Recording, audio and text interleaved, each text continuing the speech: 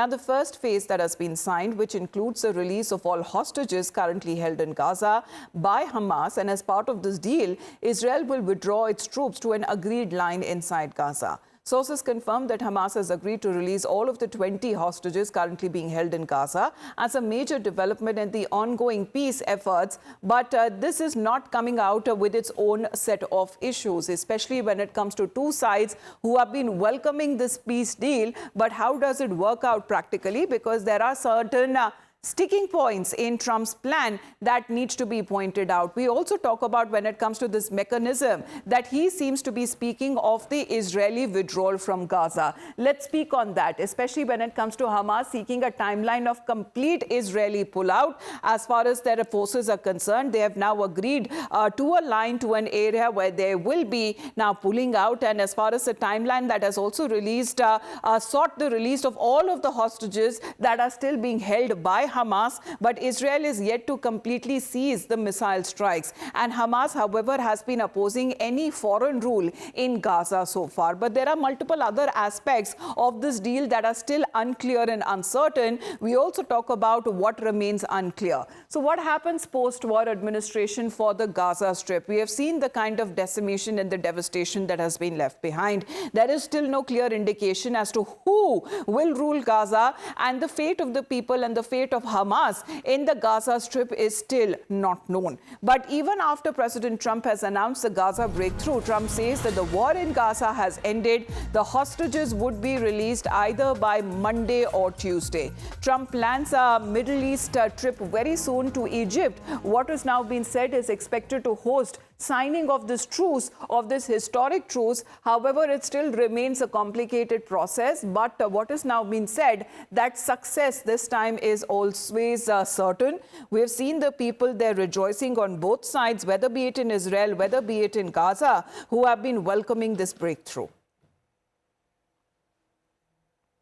You know, last night we reached a momentous breakthrough in the Middle East, something that people said was never going to be done.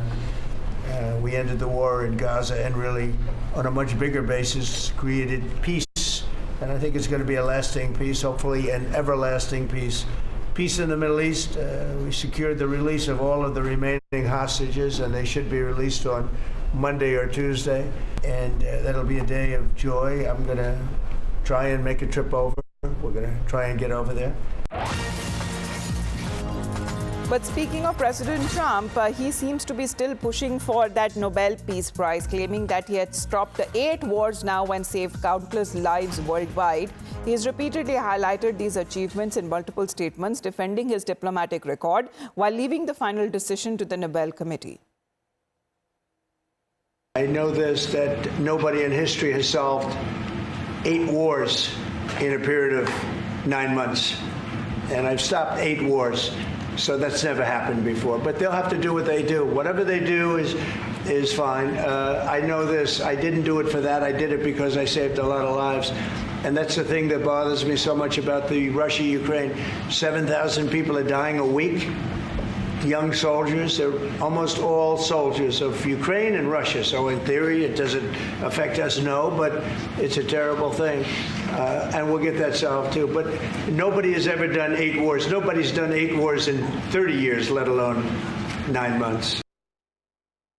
All right, President Trump there still seems to be pushing for that Nobel Peace Prize, but it is already now coming at a time where the Israeli Prime Minister Netanyahu once again has pushed for his nomination, rather also posted an AI image of he himself honoring President Trump with the Nobel Peace Prize. But this seems to be, as far as this historic deal is now concerned, uncertainties, however, still lie on ground as to how this deal would now be executed. How will it be implemented? Speaking on the India point of view, Prime Minister Narendra Modi has also spoken with President Trump and Prime Minister Netanyahu, where he's congratulated the leaders on the historic Gaza peace plan. Let's connect with Srinjoy now. Srinjoy, good morning. A lot of things happening on the Gaza, peace plan front, but President Trump expected to travel as far as to the Middle East. The breakthrough that he sees is certain. But how would it be implemented on ground? That still remains a question. And of course, the Prime Minister speaking to the two leaders. Yes, first of all, President Trump will be going to the Middle East, probably to Egypt. And the fact remains that while there is a ceasefire, and while there will be a ceasefire, and hopefully the hostages will be handed over, only 20 are alive, but all of Israel is waiting for them, and it's a very positive sign.